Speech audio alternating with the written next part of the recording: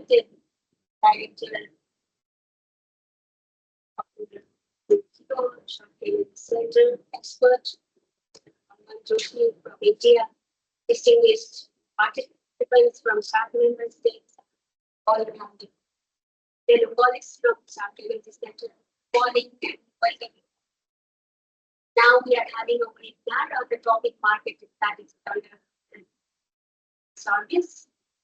Thank you very much for joining us today in this webinar. My name is Kiran Gautam and I am working as a program leader, Energy Trade, here at SAARC Energy Centre, Islamabad.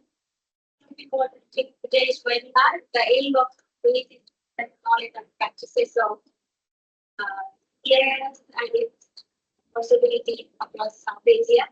Here we will have a presentation from our expert, followed by a session. You may send in your question at any time during the presentation, or it is them during the session and presentation.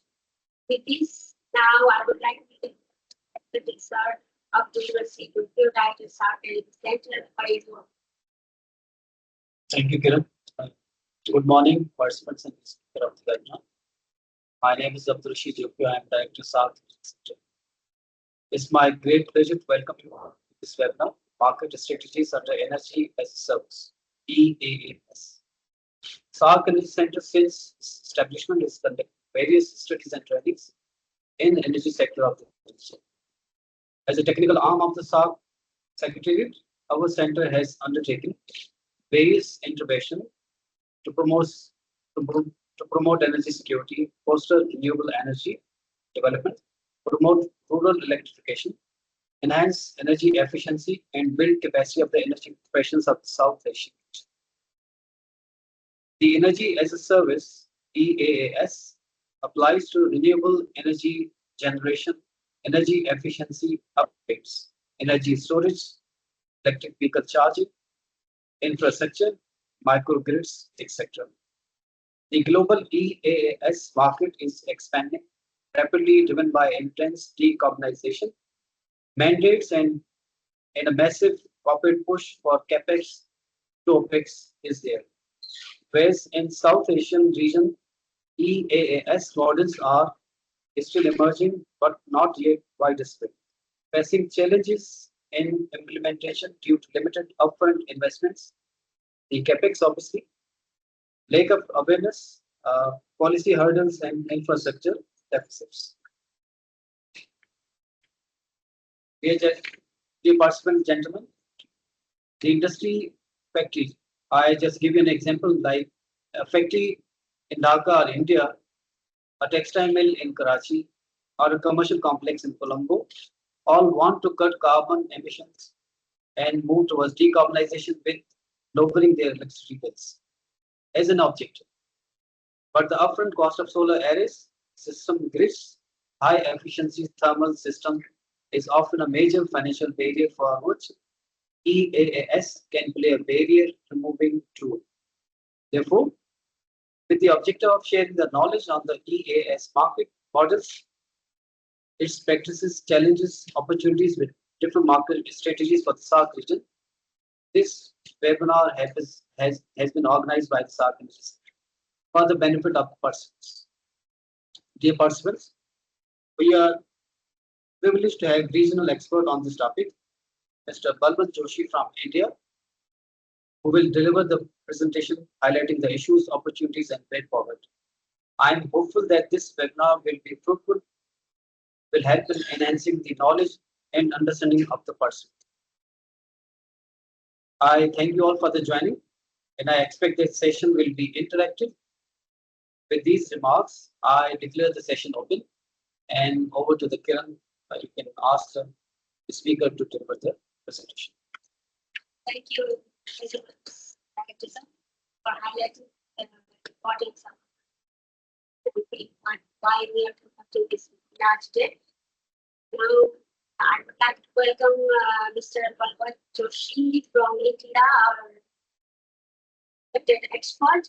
I would like to introduce him first. He holds Master in Electrical Engineering and Master Management founder, chairman, and managing director of EaaS Infrastructure Advisory Private Limited, India, with over 20 years of experience in sustainable management.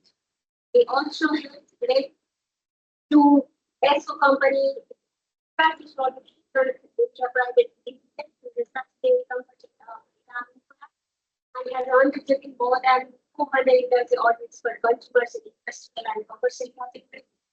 He has been influenced in the sector among the solarized and household for that. He has engagement with various countries other than South Asia, like Thailand, Kenya, EU. So he has a worldwide experience. Now, especially viewers have the video.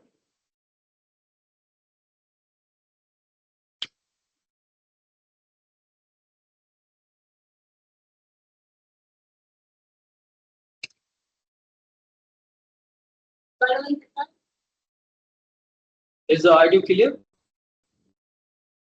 Can you hear us?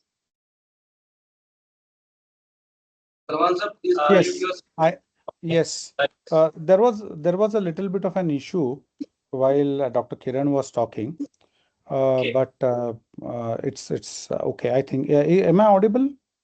Clear? Yeah, you are very much audible.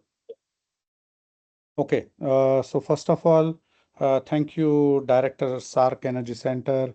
Thank you, Kiranji, and all other colleagues at the SAARC Energy Centre.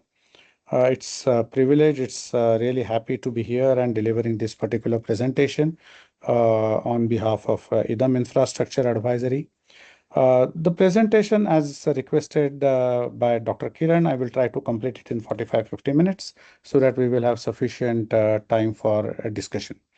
Sure. Is the presentation in the full screen mode right now? Yes. Yes, sir. Okay. Okay. So yeah, so once again, thanks Kiranji for introducing me. I will just quickly introduce my company, that is EaaS Infrastructure Advisory, and what we do. We are a company which is a sustainable energy consulting and a solutions company. We operate through 3 verticals. You can see on the top right hand side, EaaS, What Guru, and Infraji. And our motto is enabling carbon minimal world. So all our work since our inception in 2013 has been focusing on reducing the carbon emissions and not promoting anything with respect to the fossil fuel generation. The table of content, let's not look into it appears little heavy, but I will cover it in 45-50 minutes.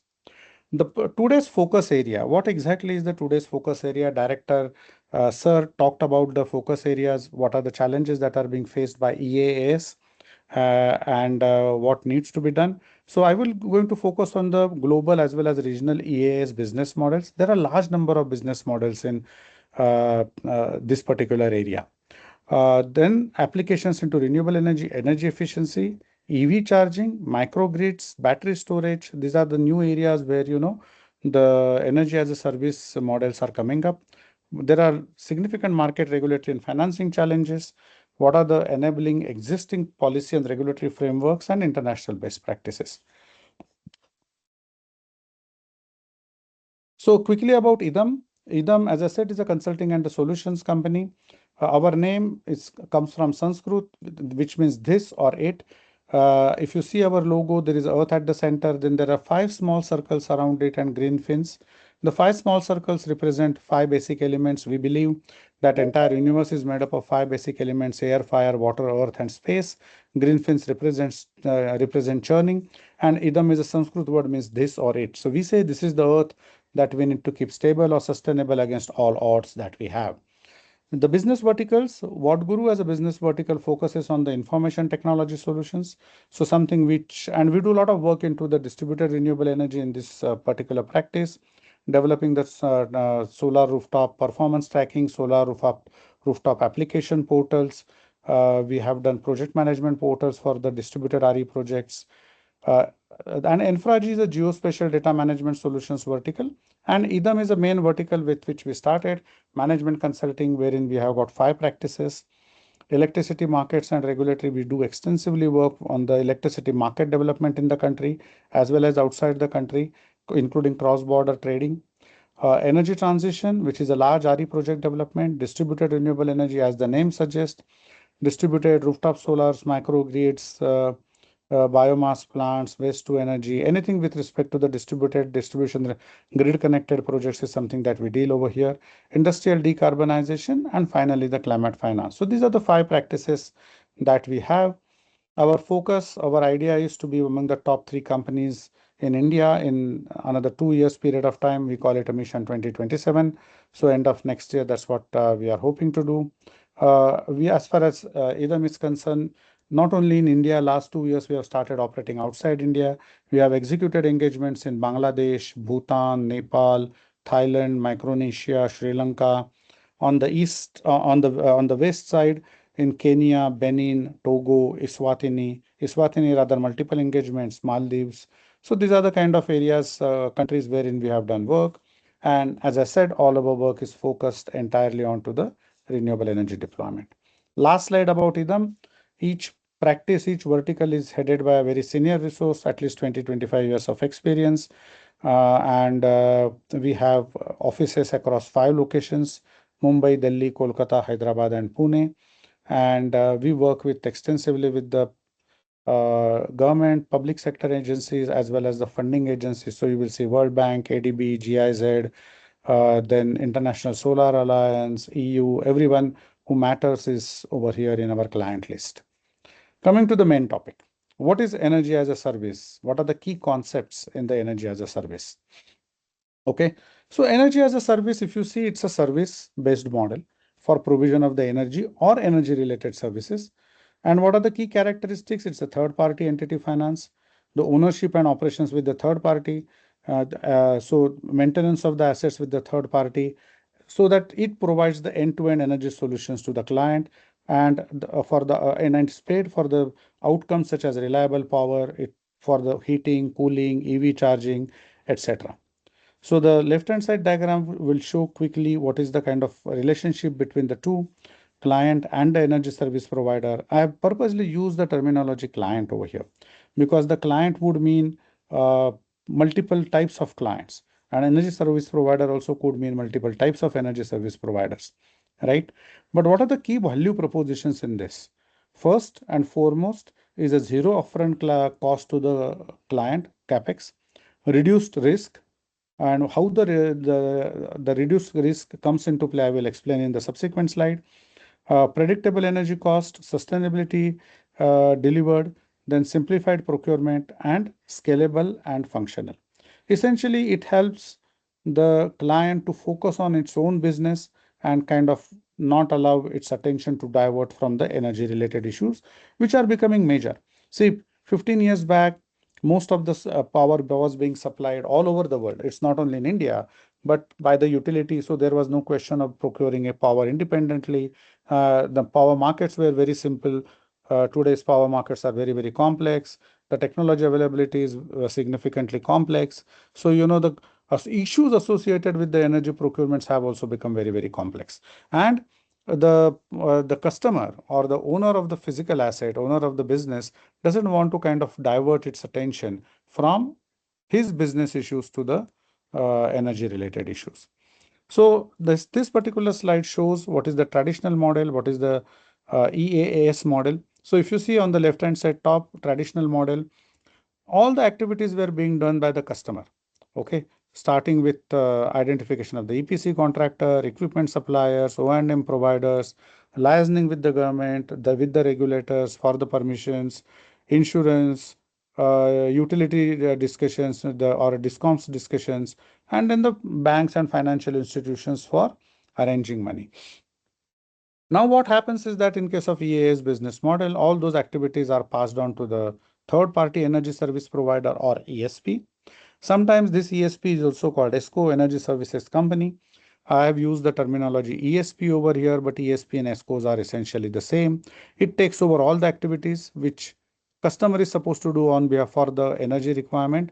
And now the simply one agreement between the customer and the ESP takes care of the deliverables and that amount to be paid to the ESP. So in terms of comparison, the financial strategy, the customer has to raise money. Okay, suppose the customer is aluminum company or a steel company or a cement company, As such, the capital investment requirement is huge. And on top of that, if the energy investments have to be made, those becomes nearly double. So in the case of EaaS business model, third party would take care of it. They would raise low cost capital as well as the equity, and then just supply electricity to the consumer or the client on the pay as you go basis. Risk and operations, so same. The traditional model, customer takes the risk. In the EaaS model, the ESP takes the risk. But does it mean that entire business model is hunky-dory or without flaws? Certainly not. There are several limitations of the EaaS business model or having ESP on board. The first is vendor lock-in. Now just imagine you are a cement company, or even just take a case of a building. You are a building owner, and all the building owner energy requirement you have passed on to the third party entity. You essentially lock yourself in. And vendor lock-in, so that is the major problem or the first kind of a challenge. If vendor goes bust, what would happen? If the bankruptcy proceedings are filed, what we would do? Or change in the vendor management. Vendor is taken over by some other company and the new management is rogue. What you do? The provider dependency. So many a times bringing in the ESP brings in additional complications with respect to the dealings with the utilities. So, and then you are dependent on this third party vendor to be able to be cooperative to ensure that your costs are kept minimum. Loss of control from the customer perspective. He doesn't have any more control onto the energy. Suppose there are business opportunities to selling energy, those are not available. Credit hurdles. This problem is sometimes major. Essentially, what happens is that if you are dependent on the third party service provider for your energy requirement, the banks may take a negative view. And finally, the regulatory shifts. If there is a change in the regulation by the regulator in terms of how do you procure power from ESP, and now you have got a long-term service contract with the ESP, how do you deal with the such service contracts? EaaS framework, the workflow, very simple. What is your assess your requirement, do the auditing in terms of the requirement, do the service design, structuring, financing, and contracting.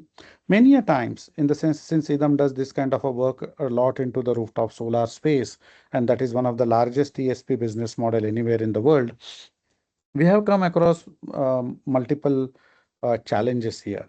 Many a times the customer thinks, okay, this is a very simple contract. I would enter into the contract, and then doesn't take the professional help, designs the contract based on the in-house capacity, decides the rooftop capacity based on the in-house capacity. Many a times the ESPs are known to them. So they go by the word of ESP, and they don't do the professional due diligence on what is the service design requirement, and then they face challenges subsequently. The next phase is the build and install. That is primarily the ESP's responsibility, and then the performance and outcome. It is again the joint responsibility. Performance is the responsibility for ESP, but monitoring, optimizing, and measuring, verification, that is the joint responsibility, and both the parties have to take into consideration this particular responsibility. I have tried to do the classification of these ESP business models. One is based on the consumer segment. And why I'm doing for the consumer segment? There is a reason, because of the requirement. One is the residential. The requirements are a lot different. And the requirements could be also a lot of energy efficiency related. C&I, it's a primarily energy procurement. Okay. While there could be energy efficiency also, but a lot of requirement comes from the actual energy need in a cost optimized manner. Based on the types of services, we have divided into 6 major categories. One is a generation as a service. Very simple third-party supply contracts, which are permitted in many jurisdictions. Unfortunately, SAARC is not one of those jurisdictions where the third-party supply or retail competition exists. But there could be contracts for the solar, wind, or hybrid. Those could be on-site or off-site locations. Second is the efficiency as a service, typically energy efficiency as a service or ESCO contracts. It could be lighting, it could be energy management services, it could be building optimization. Thermal energy as a service, the heating and cooling. We have the cooling technologies have improved significantly. Now, district cooling is also coming into play. but even not with the without a district cooling, the building cooling. And we have seen the energy as a service case studies wherein third parties providing cooling using PCM or phase changing materials being used for the purpose of cooling. Energy storage as a service, this is coming up in a big way all over the country, all over the world actually. Mobility as a service, that's another service. And the special categories such as microgrids are the other services. And if you see the regulatory frameworks in this, microgrid as a service could be using group net metering or a virtual net metering as a solution, or a microgrid a regulation as a solution. Generation as a service could be using the different regulations. It could be RESCO solutions, net metering solutions, gross metering solutions, or it could be even virtual net metering kind of a solutions. In terms of business model, how the money part is structured between the consumer and the ESP. Okay, there are 5 major business models. One is a subscription and leasing, output and consumption based, service savings and performance based, revenue and asset ownership based, and hybrid models. So we'll come to those models in detail in the subsequent slide. So if you see subscription and leasing, okay, so it's the fixed fee as a for the access. Like, to give you a simple example, if I deploy solar rooftop on SAARC Energy Centre building, wherever it is, Islamabad or any part of the world, and I provide the access. I provide just saying that I'm going to install, and for which you pay me the subscription fee or a leasing fee. Similarly, it could be done in case of mobility. Okay, the batteries are being provided on the subscription basis or the fixed monthly payment basis. Leasing or service, that is asset rental, that is also could be used as a subscription and leasing model. So energy storage as a service, fixed monthly rental is paid for on-site commercial battery deployment. In India, this is being used in a big way. Distribution companies, now distribution companies are utilities, but distribution companies are deploying the asset, okay, at the distribution substations using this particular model. Similarly, the private sector enterprises, suppose I already have got a solar as a rooftop and I want to have battery storage. So the no battery storage would come on the basis of number of cycles operated or number of the quantum of energy supplied. So but he would be ready to come as a subscription or a leasing service, and wherein he would come and deploy the battery, and it would be left to the owner of the system to, or not, when I say owner, it's the operator of the system or the consumer, to operate the system and make the maximum use of the asset. Output or consumption basis is exactly opposite the first one. Like the first one entailed a fixed payment to by the consumer to the service provider. Here it's an output or a consumption basis. And the biggest model is a RESCO model. The same solar rooftop system, if I come onto the system, if you deploy solar meter, whatever is the quantum of generation, I charge you on the basis of Indian rupee, Nepali rupee, or whichever is the currency, taka per unit. And then I am being paid on the basis of the quantum of energy generated. It is called the energy purchase agreement, or the PPA, or the payment on a generation as a service output basis. So pay per use, consumption basis. The pay per use also used for the thermal storage. Okay, so there are both models. One, thermal storage could be deployed in a leasing basis, wherein the operator could, or the owner of the business could be making use of it, or the user pays on the basis of the quantum of service provided. So to give you an example, your office area gets chilled water from a service provider. You can measure the chilled water in BTUs or TRH, and then pay for the chilled water based on the BTU or TRH. My office had this particular facility where I was paying to the service provider on the basis of the TRH of the chilled water supplied. Coming to the next one, revenue or asset ownership. Now, revenue sharing and asset ownership models somewhat similar to the previous one, outcome basis, but here the sharing of the money takes place differently. So how the revenue sharing operates. Okay, so revenue sharing would operate for say VPP kind of services, virtual power plant kind of a services. Essentially, I'm a virtual power plant provider. I entail all the assets of everyone who's there on this particular call and provides a service to the grid operator, and whatever money I receive from the grid operator, there would be fixed fee that I would keep with me, and the remaining money would be shared with the all the consumers or all the participants in this. So that is called a revenue sharing. Build own operate. Typically a generation as a service is used as a build own operate. Build own operate and transfer, just another variant of that. Essentially, I will give you an example. There is a cement plant, and cement plant wants to install 25 megawatt of thermal power project, right? So thermal power project would be done by say third party power plant developer, because he has got the competency to develop the power plant and operate it, maintain it for a long period of time. Also has got competency to manage the coal supply. So the supply chain management also the. So what is done is that, so the power plant is developed either on a build own operate basis or build own operate transfer basis. So in case of transfer, the power plant would be transferred to the cement plant at the end of 25 years or 20 years, whatever is the period of the contract. And the ESP will get out of the business. Availability based contract, like the availability based contracts would be is typically used wherever there is no assurance of usage. Okay, so the fleet charging hub uh, is paid based on the, so suppose I'm a fleet charging company, or I provide the fleet charging services, and SAARC Energy Centre wants to install it, right? But I'm not sure how many people would come and charge their vehicles every day. So I don't know how much money I would get it.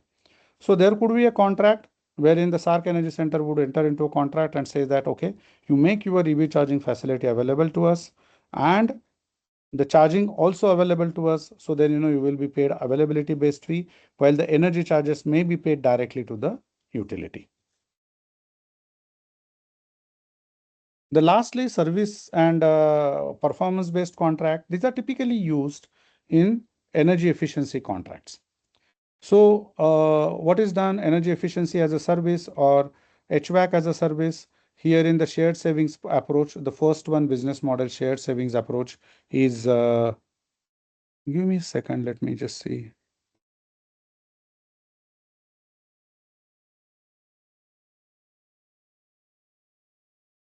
Where is the pointer? Yeah.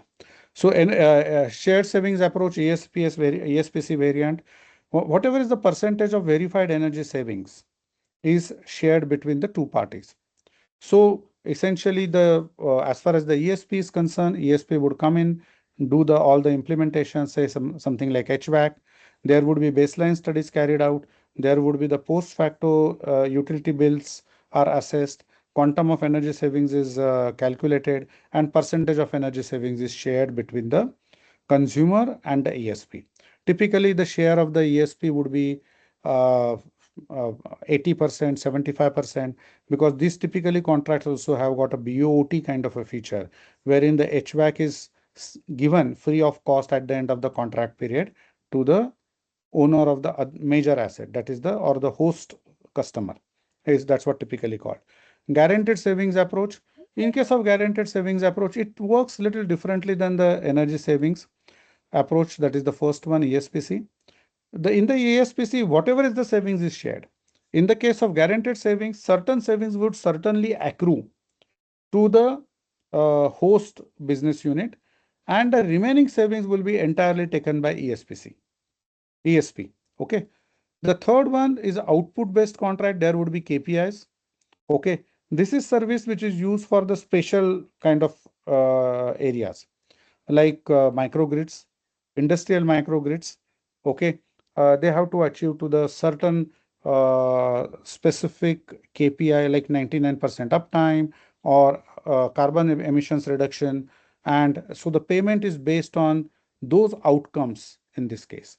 Hybrid, as you can see, a lot of the above things could be hybridized, and a model which suits your requirement, model that suits the ESP, as well as the model that actually meets the criteria of the risk allocation and mitigation in the most optimal manner could be used.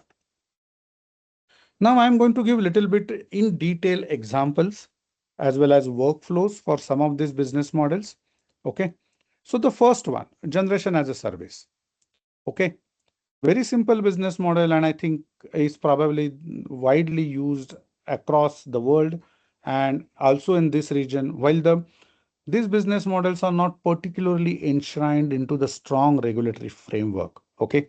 But still, everyone knows this model. That is, the third party would come in make investment, put a solar rooftop onto your roof, and then the money would be either shared or some standard money would be paid to the RESCO player. Okay, so what are the key drivers over here? Typically, say even for a building, putting up a solar rooftop is a high capex requirement. High electricity tariffs is a typically scenario. Technology and performance risk. Okay, these models operate largely into MSMEs, buildings, where the owner of the MSME or a building is not particularly aware of what is the technology risk. He doesn't know what are the different types of inverters, what are the different types of modules, what is the mono, what is the monoperk, what is the azimuth angle, what is the if there are any other uh, characteristics with respect to the solar rooftop deployment, what is the shadow analysis. So technology and performance risk are something that are not known to the or doesn't have an ability with the business owner to evaluate this. O&M and asset management burden, that asset, in case of solar rooftop, that may not be the big one, but there are, apart from solar rooftop, also there are other technologies, like, you may have a biogasifier. That's certainly a little bit of a burden to manage. You have to maintain the pH value of the slurry. You have to ensure the gas is collected. You have to ensure the engine operates. There are rotating parts within the system. Then finally the decarbonization, the renewable energy commitments. With CBAM coming in, the lot of industries have got those commitments. And as a result of that, the MSME or the business owner would like to pass on these activities to a specialized firm who can provide these services. So that is a kind of a driver and a core value proposition over here. But there are several business model in this particular case, if you look at. Now, so revenue sharing, how does it happen in case of it? Or profit sharing, how does it happen in case of generation as a service business model? First and foremost and simplest, and this is what we advise a lot of our renewable energy project developers as well as our clients also, saying that please get into the fixed tariff PPA kind of a contract. The RESCO player or a ESP would come in, deploy solar rooftop system, and would get fixed tariff. Okay. Many a times the consumers feel that that is a one-sided risk, because all the risk, okay, except for the generation, is passed on to the consumer. While that is true, but that also ensures that you get the lowest possible tariff from your ESP. The other options and variants which we have seen in India and outside India, fixed discount to the utility tariff. So suppose there is a utility tariff of say 10 taka per unit, and solar rooftop generation could be anywhere between 5 taka to 7 taka, and then the consumer tariff is obviously going to change over a period of time. From 10 it could go to 11, 12, 15 also, and one of year it could come down also, right? So here what is done is that whatever is the industrial tariff or whatever is the consumer category tariff, fixed discount is given by the project developer. Project developers runs the numbers, and many a times is likely to be benefited a lot, because most of the times the assumption is that tariffs will keep on increasing, right? So, but it also kind of increases the lot of risks to the entire transaction, because it is not only the consumer's sustenance or the host entity's sustenance over a period of 25 years, but also tariff categorization. We have seen tariff categorization as a big challenge in developing countries. Even in India, many a times the tariff category changes from one consumer to another consumer. So it's a bit of a challenge. The second one is a shared savings approach. So whatever is the consumer tariff, there would be shared savings, say in some ratio. Okay. So the cost of a fixed tariff is kind of calculated, and then whatever is the difference between the utility tariff and the fixed tariff, and then that would be shared, say 70-30, 50-50, whatever could be the ratio. Export revenue sharing. So essentially the consumer, in this case, the consumer buys, or the host business buys the entire quantum of power from the RESCO or the ESP, and whatever is the exported to the grid, whatever is the revenue that gets generated out of that, that is shared between the two parties. Hybrid business model, typically how it operates, I will tell you, the fixed service fee combined with a variable share. So suppose the business is seasonal, okay? Take a case of rice mill. A rice mill doesn't operate for 12 months. It operates for 8 months, 9 months. So, but the loan service payments for the ESP are for 12 months. So what is done is that there would be a fixed fee contract for a period, for the entire period, which would cover loan servicing for the ESP, and then the variable would be paid, variable generation or variable share would be paid for the energy sales. So that is another way of constructing the contract depending on the generation side. What the benefit for both sides? As far as the ESP is concerned, his loan servicing ability is maintained. As far as the consumer is concerned, he doesn't have to purchase power throughout the year because his business is seasonal, and he pays for his cash flows are also not strained, because when he's not operating his rice mill or his sugar mill, okay, his cash flows are also strained if he has to pay for the ESP. But if ESP doesn't have to be paid, then that is the kind of a cash flow retrieve or a reprieve that he gets. What is the big case? I have taken one big case from Madhya Pradesh in India, and very, very interesting. And I believe SAARC Energy Centre could come in and kind of develop support the different countries in developing similar scheme for deployment of large scale rooftop solar. So Madhya Pradesh government, what it did is that they identified 643 government sites, government buildings. The problem was all of them wanted to, government had given a dictate to all the buildings to provide rooftop solar, but not everyone was ready to come for individual rooftop solar. So the government agency came in, they identified those 643 sites and floated a single tender. Okay. And what happened was something very amazing. You will see 31 project developers came in for those 643 sites, government sites over here. And they developed the projects. If you see the capacity, 35 megawatt capacity of rooftop solar project were developed. The carbon credit, the carbon footprint, lower carbon footprint of 60,000 tons of CO2 was achieved. No upfront cost for the building, no O&M burden, lower solar tariff. And how much lower solar tariff? If you see the numbers over here, 1.8 cents to 2.8 cents US cents per kilowatt hour. Amazingly lower solar tariff. And why it happened? Two. One is a generation as a service, RESCO business model that was adopted for this. And second thing is a demand aggregation.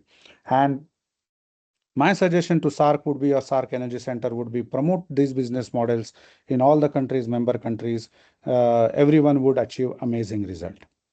Second one is the energy efficiency as a service. Energy efficiency has got a huge potential. Everyone knows that, right? And if you see energy cost as a percentage of OPEX for the different industries, it's huge. If you see on the left-hand side for this particular graph, in the case of cement is 35%, in case of chemicals 30%, in case of steel it is 30%, buildings it is 25, 29%. Then there is a mining, then there are so many industries over here. So every industry has got a huge energy cost as a percentage of the total cost. And every 1% reduction is a kind of improvement in profitability. And still buildings are not able to do it. There are many challenges. In fact, this is one of the most difficult energy as a service to be implemented. There are huge number of barriers to this particular kind of energy as a service business model. I will come to the next slide to those.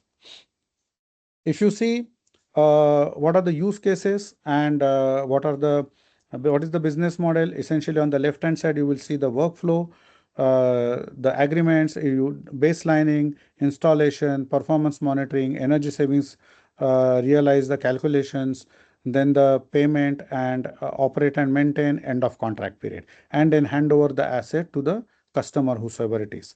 How the energy payment or energy savings is calculated is using utility bills in the baseline period as well as after the post implementation period. Looks very simple, straightforward, very difficult to implement, because how do you ensure that utility bills reflect correctly previously as well as subsequently? Utilities also play smart, to be frank enough.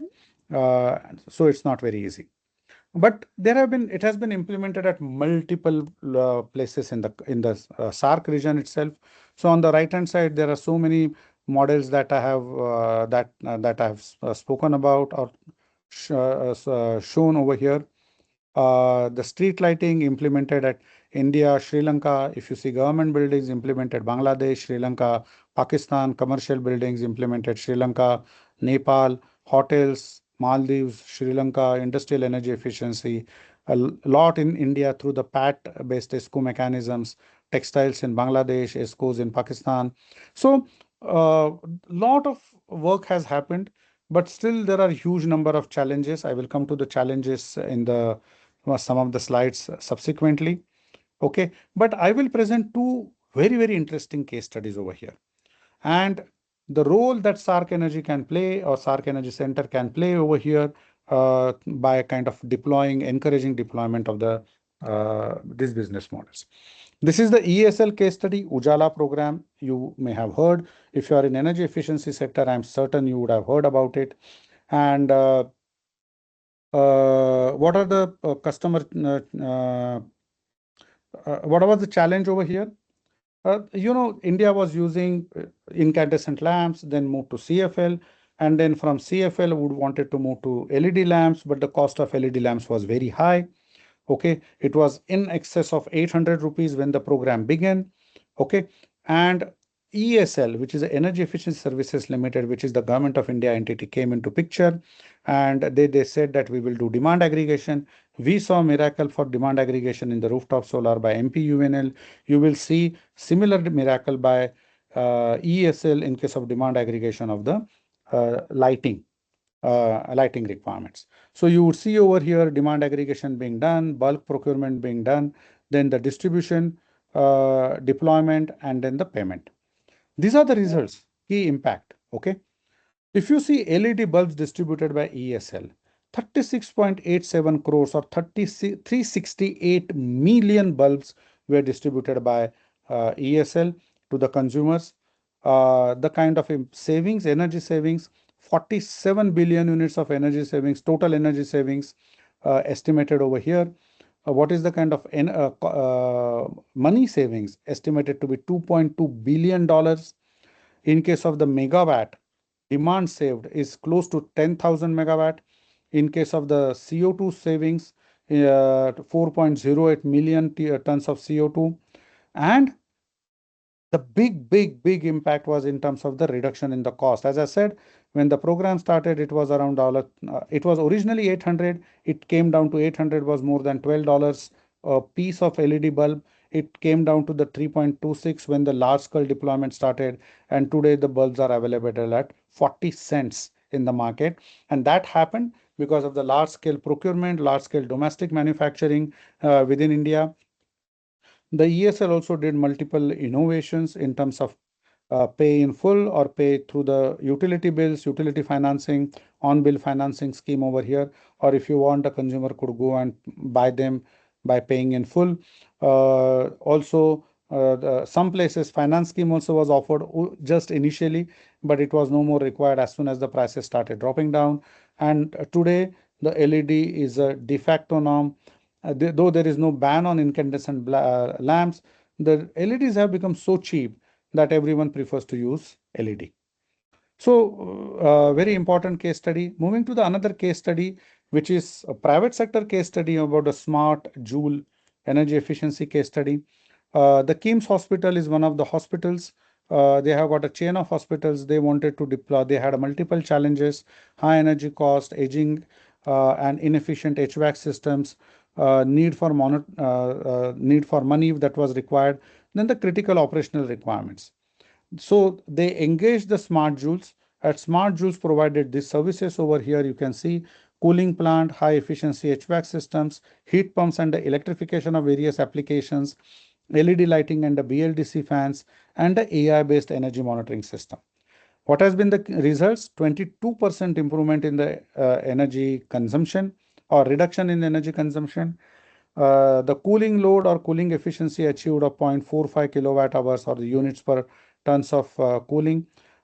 Savings of around 14 million annual energy savings, and no upfront capex as far as the hospital is concerned. So very important in terms of energy efficiency. What is clear over here is this part, energy efficiency as a service agreement. You need to get that in place. There are other challenges also. I will come to those later on. But having this good, strong argument between agreement between the two entities, customer and service provider, is very, very crucial. Then there are potential business models: heat as a service and cooling as a service. Cooling as a service is being implemented through HVACs. Now HVAC also can be called cooling as a service. You can call it as energy efficiency as a service also. But there is a district cooling as a service also coming in. So many large new townships in India, they are going for the district cooling mechanisms, which are very, very energy efficient, and the services are provided by the third party service provider in this particular area. But heat as a service has got a specific attraction in the industrial sector, because industrial sector, lot of process heat is used, and process heat is also used. A lot of heat requirement is less than 200 degrees Celsius. So if you see, the process heat requirement can be divided into three: less than 80 degrees Celsius, which can be made essentially hot water requirement, which can be made through the solar water heaters. 80 degrees Celsius to 200 degrees Celsius. There are again some solar systems which would help you generate that kind of a parabolic trough kind of a technologies, which would help you generate 200 degrees Celsius kind of a steam. More than 200 degrees Celsius become a challenge. But there are technologies today available in the market, a little expensive than the usual. But if you have got a twin goal of reducing the carbon emissions and having the clean environment, you can go for those technologies. So these are the technologies that are available, which would help you reduce fuel cost, help you reduce the capex requirement because of the third party involvement, financing requirement reduction, as well as achieving the goal of twin goal of reduction in carbon emissions and industrial energy efficiency. The next two business models: one, battery swapping as a service. I have seen this happening even in Africa. So I'm sure in all the SAARC countries, this must be present, essentially two-wheelers or four-wheelers. This service is more prevalent in two-wheelers, not so much into four-wheelers, but four-wheelers in India are being offered battery swapping as a service. So essentially, the entity which does the battery swapping owns all the batteries, charges all the batteries. You need to take your vehicle over there. The service provider would assess what is the quantum of remaining charge, will provide you the new battery with the full charge, will deduct what is the quantum of charge already existing in the battery, and you will be charged for that. A very simple business model, but very helpful to the car owner for two reasons. One, the car becomes cheaper, right? Now the car owner has to pay for the only electricity used or the battery rent for a period of time. So his capex cost becomes opex cost. So instead of 20 lakh rupees car suddenly becomes 7-8 lakh rupees, because 10-12 lakh rupees is the cost of the battery in any e-vehicle, and now that is being taken care of by the battery service provider. So that is the business model in the battery swapping as a service, or in the case of energy storage as a service, the BESS provides services to both, that is the utilities as well as the consumers. Okay. Oh, three, not only the utility as well as consumers, but also to the generator. So let's start with the generator. So generator, it helps in the smoothing the generation output all the grid codes require that you must maintain output within the certain parameters, and solar and wind generators not able to do that. But then the battery suddenly helps in kind of smoothing or smoothening of the output of from the wind generator. So that's how it helps the battery, the generator. In case of the utility, it helps in balancing the load. Today, we hear the terminologies like duck curve, giraffe curves, camel curves in different parts of the world, essentially which reflect that net load drops very, very low during the daytime when there is a high solar incidence, and suddenly increase in the evening period when solar is not available and every possible application comes online. So you have a huge ramping requirement, huge power requirement, which solar can't provide or solar dominant grids can't provide. So this is where the BESS comes into play and helps the utility managing the supply to the consumers. Similar way, it helps the consumers in multiple ways. One is the maintaining the supply during the evening time also, if the consumer is off grid. But even if the consumer is on grid, it helps the consumer is managing the TOD tariffs or the time of day tariffs. So if the consumer is paying 20% surcharge during the evening time, or so then he can as well generate electricity through solar during the day and store it and then use it for the evening period.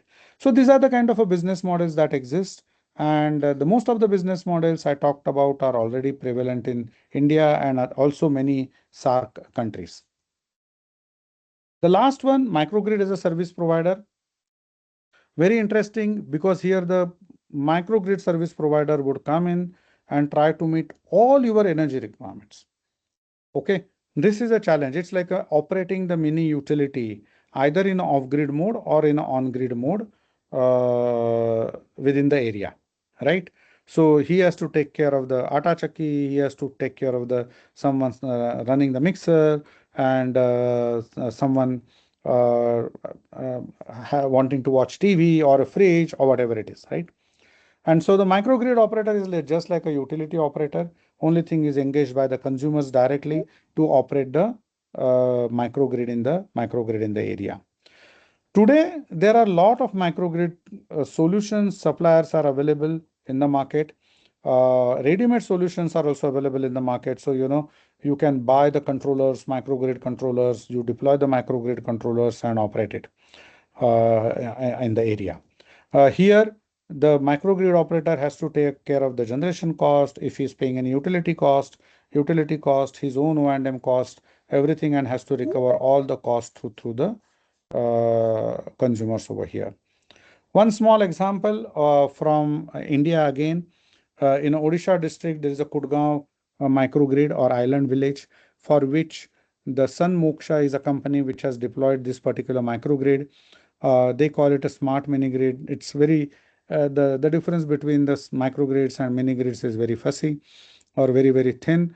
The solar PV system is 20 kilowatt, approximately 300 ampere hour battery, smart nanogrid controller, maybe from Schneider or somebody, and then the distribution network, and then the grid ready or the grid connection ready. Advantage is, all these consumers, if every consumer starts deploying solar rooftop and start operating his own supply, it becomes very expensive. So microgrid as a service becomes far more cheaper as compared to the individual supply, and works out very well for everyone. The grid is far more stable than the individual supply. Grid is ready for the connection with the microgrid is ready with the connection with the utility, because it has got ready-made options available within its microcontroller for connecting with the grid. This model is also very favorite of the many corporates.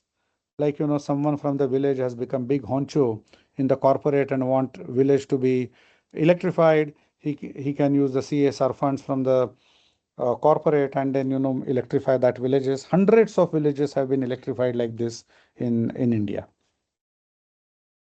Okay, so what are the key learnings? How much time has gone, Kiranji? I have 15-20 minutes.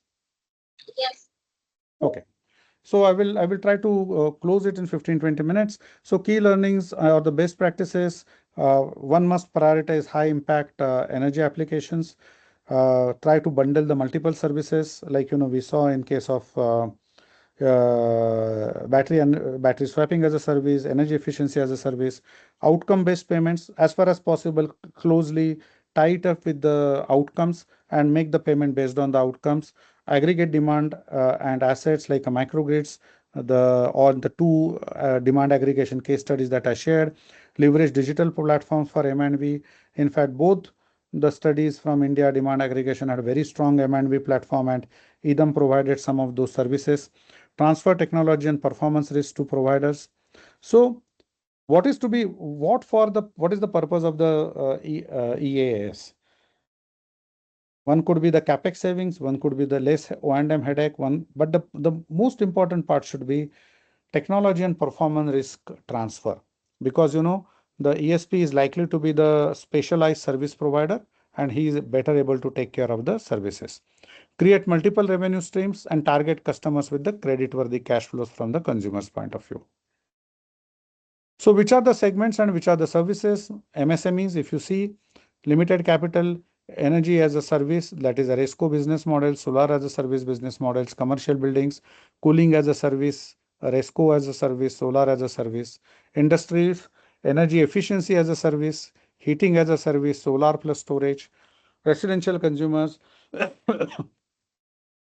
solar as a service, battery as a service, utilities, battery as a service, EV fleet, battery swapping as a service, rural domestic consumers, microgrid as a service. So this is a kind of a simple classification. I will not get into the numbers over here, but if you look at a global market outlook, and if you see right-hand side the bar chart, this is North America, this is Europe, this is Asia Pacific, but Asia Pacific also primarily Australia, New Zealand, those areas, and those small areas of South Asia or Africa, Middle East over here, right? So what has made, so it is obviously energy efficiency as a service or energy as a service is a model is primarily into the developed world. So what has worked in the developed world? Okay. Long-term financing infrastructure. Today, I had a ESCO company. If I go to my bank and ask him funding, and I have done that, I tried a lot to do that. They would ask me hundreds of questions and finally don't give me any loan. But the long-term financing is kind of made available for energy efficiency service. Today, rooftop solar as a service has kind of evolved a lot. My team itself has supported 8-10 banks and financial institutions in implementing the solar rooftop financing product. So long-term financing today available for some of the services, essentially asset-backed services like battery energy storage, asset-backed service like rooftop solar. Second is a standardized contract, right? Again, the RESCO, ESCOs, we need to have a standardized contract. Established M&V protocol, and this creates a challenge for energy efficiency as a service. How exactly do the M&V? There are certain protocols, efficiency valuation organization, MP, MVP. These are the two entities which have got their own protocols. Public sector driven demand. Okay. What ESL did for Ujala, that's the energy efficiency as a service, right?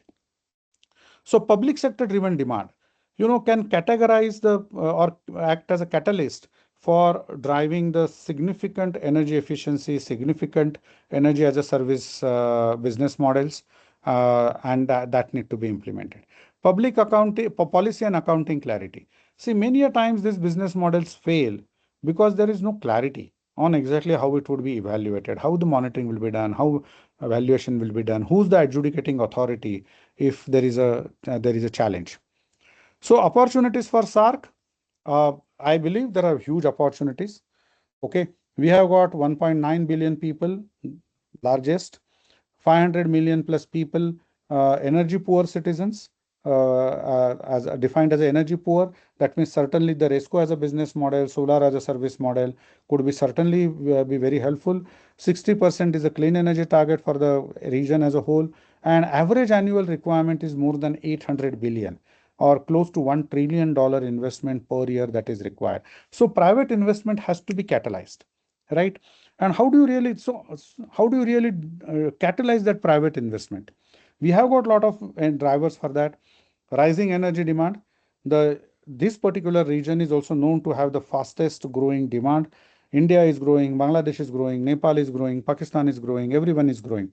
Infrastructure and reliability gaps. India is probably a little step ahead of others because we have made huge investment into infrastructure, especially transmission infrastructure in last 15-20 years. Capital constraint, it's not very easy to raise capital in most of these countries. Rapid industrial growth, falling RE cost and digital infrastructure, policy push for the decarbonization. Multiple reasons, climate change. We as a society, we as a civilization in South Asia realize that, going natural is always the best way forward. And decarbonization don't have to be pushed on us as a kind of a mandate, but we have that desire to be clean, climate friendly, nature friendly. So these are the kind of drivers that we have.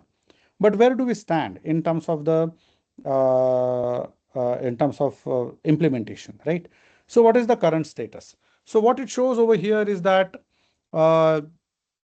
the multiple business models I have considered: third-party supply contract, private rooftop solar contracts, energy as a service, efficiency service, cooling as a service, battery as a service, EV charging as a service, battery swapping as a service, microgrid as a service. And one could imagine from the legend which is there at the bottom is that the arrows represents the movement or the transitioning, and green represents commercially established, red mentions nascent, yellow means commercially developing, so it is in the developing. So you would see a lot of rates over here, right?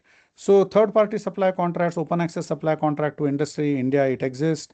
As far as the rooftop is concerned, yellow to green, that is the status. Cooling as a service, red to yellow.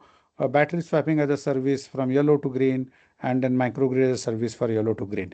And I'm not saying this is perfect. Okay, we are not expert on every country, so it is possible that our assessment of this may or may not be the perfect assessment of the situation in the country, but this would provide a very useful framework for SAARC Energy Centre to assess where the energy as a service sits in the regulatory setup, policy setup in those particular countries.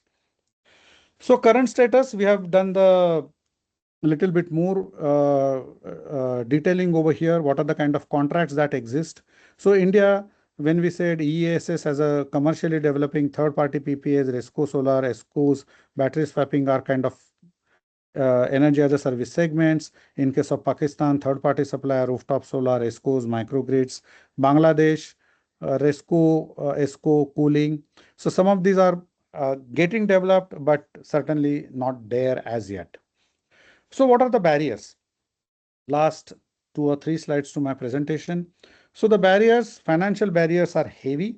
Financial ecosystem hasn't got developed the way it exists in Europe or US or even Australia, other parts of the developed world. And that's a big challenge. Even if I have to explain to the banks and financial institution in India how rooftop solar projects to be evaluated, it's a challenge, right? So one can't imagine trying to explain to them the boiler replacement project or trying to help them in kind of energy efficiency motors, IE5 motors deployment project, okay, or the district cooling project. So financial barriers, the ability of the financial ecosystem to understand risk, return, rewards in the case of EaaS ecosystem and then make finance available is the biggest barrier in my view. Policy regulatory barriers. The regulators many a times play truant. Utilities play truant. Okay. So unclear licensing framework for third-party energy provider, whether license is required, not required. Subsidies play challenges. Restrictive grid interconnection policies, they also challenge. Absence of standardized M&V framework. Market awareness and barriers. Standard contract. Lack of standard contract is the biggest barrier in case of most of the energy efficiencies, energy as a service business models. Okay. Limited number of the local service providers. Absence of the secondary market. Okay. Absence of the insurance product, but again, that comes as a part of the financing. And absence of the demand aggregation mechanism. The one I talked about in India, those need to be looked at. There are multiple such demand aggregation mechanisms that EDAM helped implement. We have helped deploy 200 megawatt rooftop solar demand aggregation program in one of the states. can anyone imagine? But yeah, so that is something that we have done. What are the market strategies? Regulatory reforms and policy framework to be developed. While financing barrier is the largest, this would take care of the lots of the risk with the projects, and which would make financial innovation possible, which would help market development to take place. See, when there is a market, when there is a finance available, capacity would get built. Private sector would come in, they would teach people, they would send people outside whichever is the host country, and get the people developed, and then develop the project. So these are the market strategies in the line of priority that we have put up. The first one, policy, regulatory, financial, market, and then the capacity building.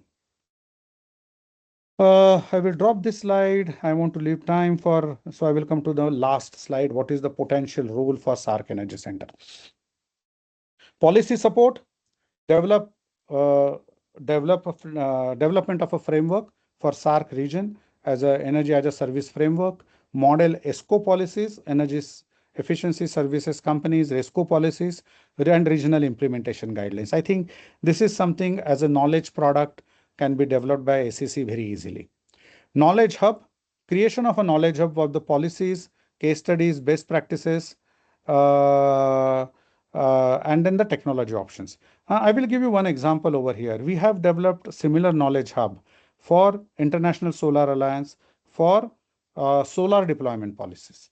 That is not for energy as a service, and the policies of 187 countries are there, and then anyone can go and check. I believe something similar SAARC also has got. I'm not exactly sure how it functions. I have seen something called resources on the SAARC Energy Centre website.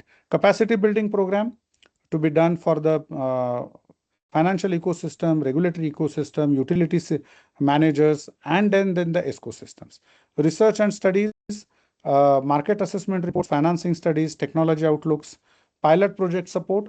If there is a grant funding available from the multilaterals, bilaterals, those projects could be designed, developed, and implemented. And finally, the regional collaboration, which anyway SAARC is doing, or ACC is doing a wonderful job over here. So yeah, so this is the last slide of my presentation. Thank you so much for listening to me. And if there are any questions, I will be happy, or I will try to respond to those. So back to you, Kiranji. Thank you very much, sir, for the detailed presentation. You have covered all the aspects. So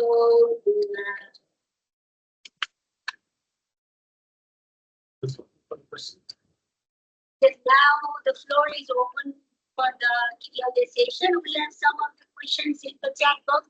So if I read from here, you will not be able to listen. So can you please go to the chat box? Malwan sir. Okay. So I don't see anything into the Q&A section, but chat. Okay. Okay. So I will. Out of this, I'm not so sure whether which are the questions and which are just the comments. Okay, let me just try. Okay. Thank you, Sanjay ji.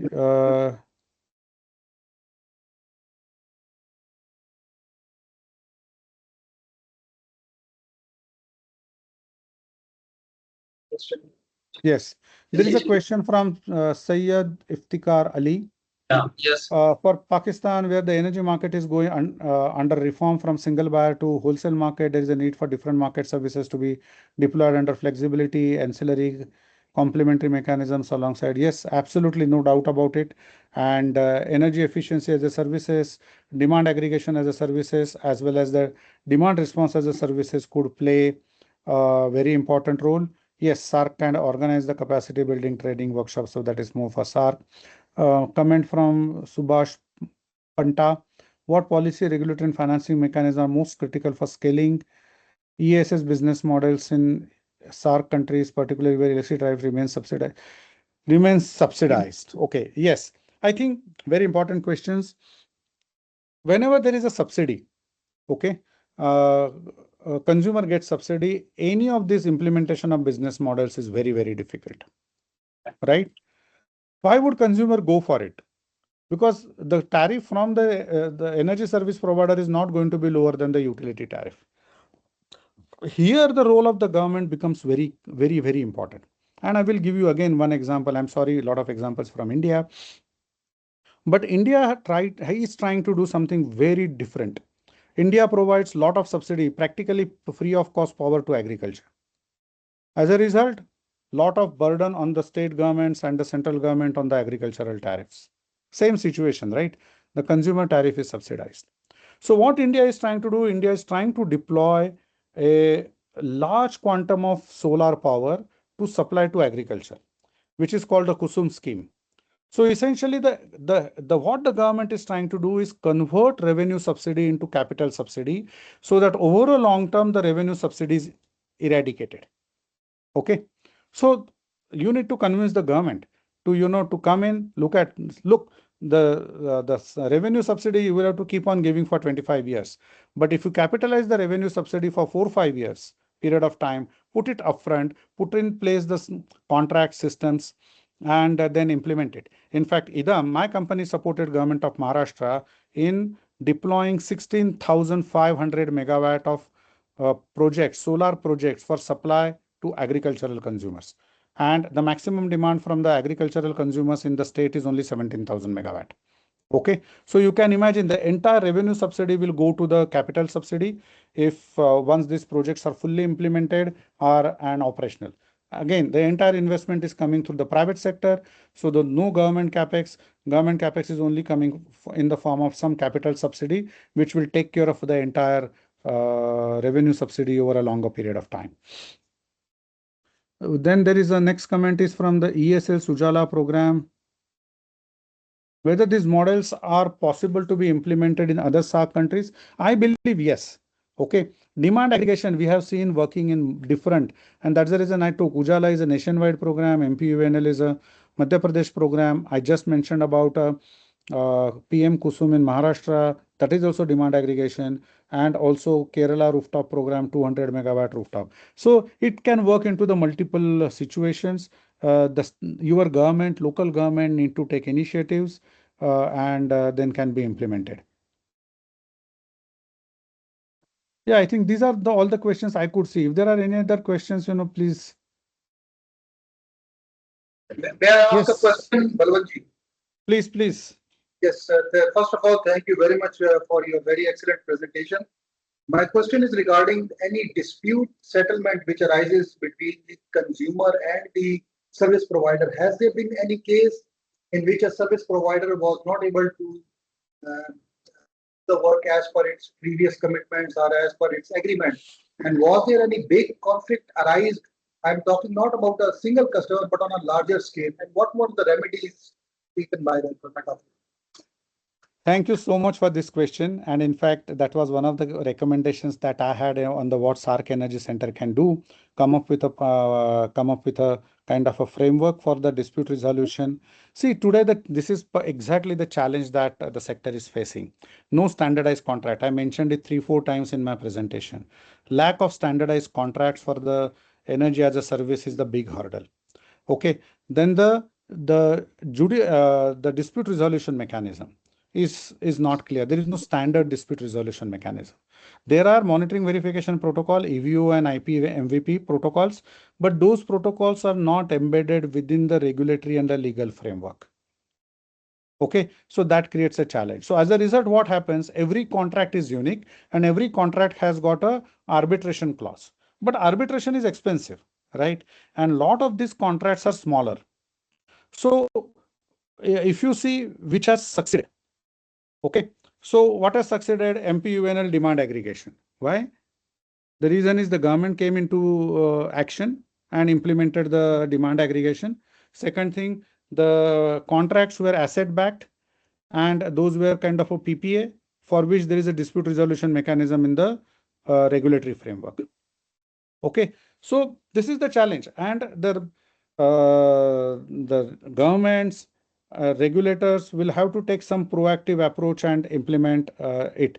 What India has done, I can tell you. Unfortunately, I'm not an expert on the all countries, but what India has done, India has got an Energy Conservation Act, and under Energy Conservation Act, the disputes on the energy efficiency related issues have been referred to the state regulator. So now there is a regulatory framework. Okay, so you have got a it's like, who's the arbitrator. but you don't know what is the law or what is the monitoring verification framework under which the arbitrator would operate. Okay, because that middle piece is still missing. And that is something that would evolve over a period of time in every country. One question I saw, is there any cross subsidy by distribution? I hope I have answered your question. Yes, thank you very much. Thank you.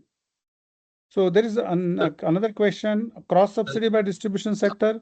No, essentially the idea is to remove cross subsidy by distribution sector, right? So there is no cross subsidy which is provided by the distribution sector. In fact, if distribution utilities enable it, implementation, that would be the big favor that they will be doing. We saw a hand raised from question from Madhav Prasad. Okay. Hello, am I audible? Yes, you are audible. Yeah, Yes. you are audible. Please. Okay, thank you, sir, for your informative presentations. Actually, the renewable energy sector, it's very common nowadays. And you also get into the market products and how the renewable energy actually go ahead. And from a developing country like Nepal, I just want to ask you a very simple questions. Do you have a practice of any carbon trading fund in India, and how are you getting benefit with such fund? So India has got a carbon credit trading scheme, CCTS we call it. Okay. It has been implemented. So any efficiency reduction, they would get benefit under the CCTS scheme. But to the best of my knowledge, there is no carbon fund which could be used for the purpose of the selling these credits or selling the energy efficiency into the fund. No, I don't. I'm not, at least I'm not aware.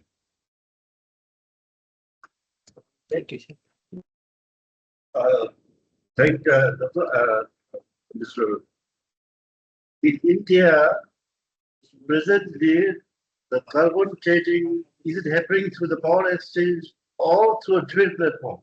As I know, I think the real carbon trading is yet to be operationalized by end of this year.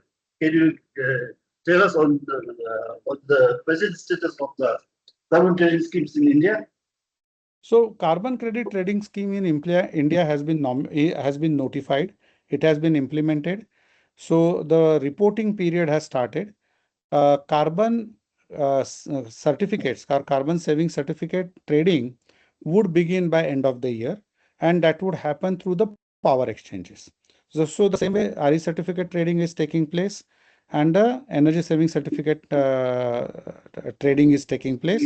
The same way carbon certificate trading also would happen. Thank you, sir. So I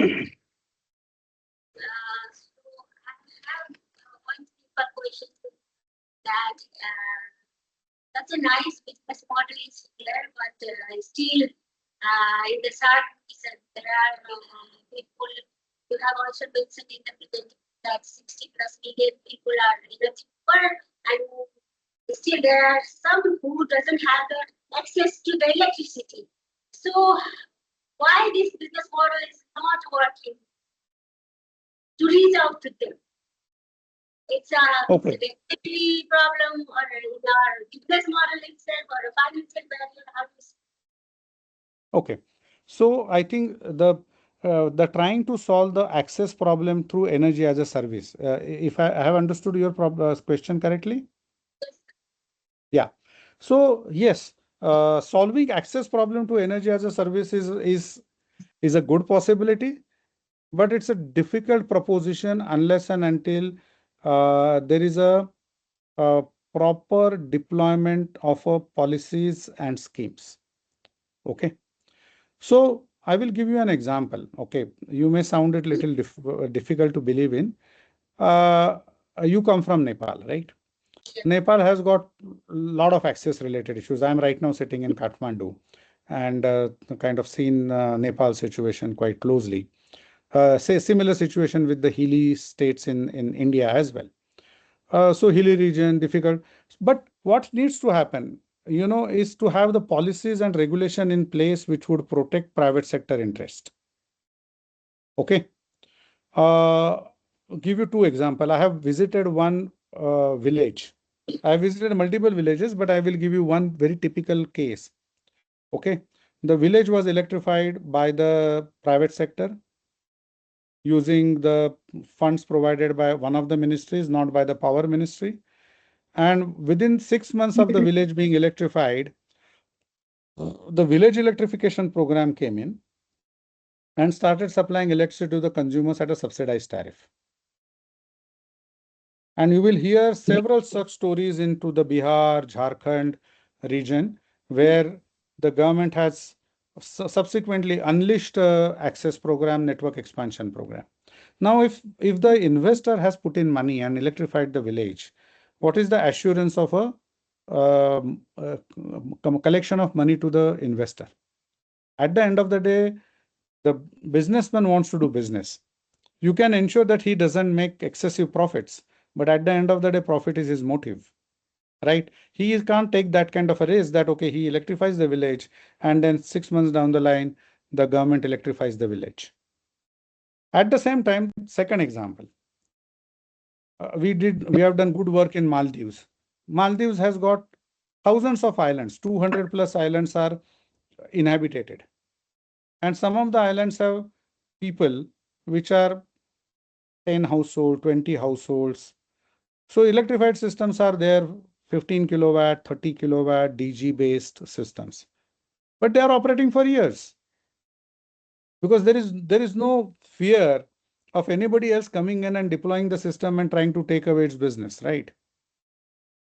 A lot of those systems have also been deployed by resort owners, the local people. So the country, which is a geographically continuous area or contiguous area, say case of Nepal or Bangladesh or Pakistan, not Bangladesh so much, but Pakistan. Bangladesh is very densely populated. Pakistan, you need to create frameworks for energy as a service business models to get deployed and thrive. Okay. So the main problem is the policy, regulatory, and business models.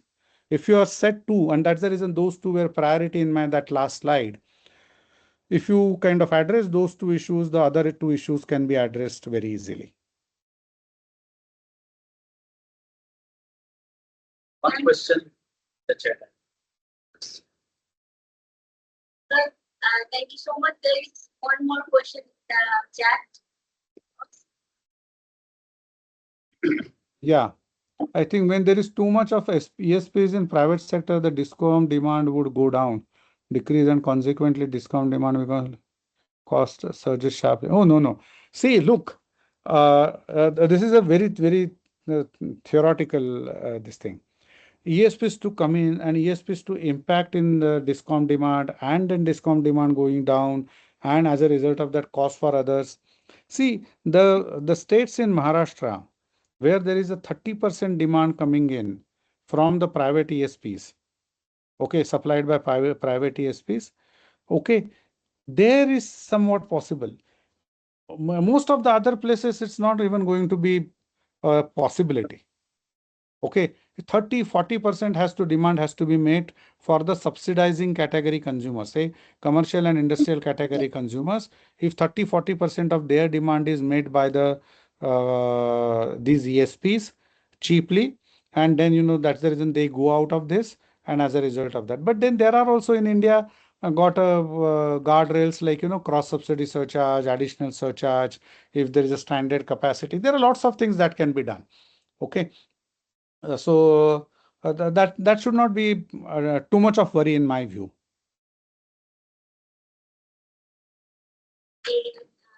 Thank you so much. Now we are coming to the end, and I would like to thank the presenter. I will give a small notice and I will ask the contact. So we will uploading this webinar video in the SAARC Energy website, SAARC Energy.org. and you can benefit from there also if you have missed something. And another thing is we have a series of webinars. Next one is coming on 14th of July, that is study challenges and the way forward, which is going to be organized jointly with IRENA. So follow our social media for more updates. Thank you once again from my side. Now I would like to request Director Sir. Thank you, Mr. Speaker. Insightful, wonderful, anything kind of seen as a experience. These SAARC Energy Centres are the countries, especially although the Pakistan faces different kind of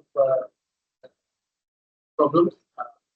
Question raised by Amir was a bit of different side. You see, Pakistan, I think the public install these rooftop solars, although government would like to suppress them, regulatory qualifiers, and there's a lot of limitations. So we see like the curves, and I see like early starting from the day there's solar and the fiscal demand, and the demand surges after the sunset on the grid.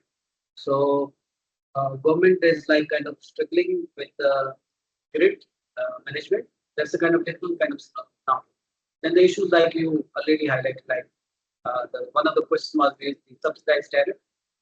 If the ESPs coming into play, obviously they should be given fair opportunity to compete. Government should not intervene or bring in any scheme that kind of subsidizes the consumer. So it was insightful. Thank you for the participants. Thank you so much. Thank you. It was pleasure talking to you all, and looking forward to such opportunity in future. Thank you so much. Thank you. Bye-bye.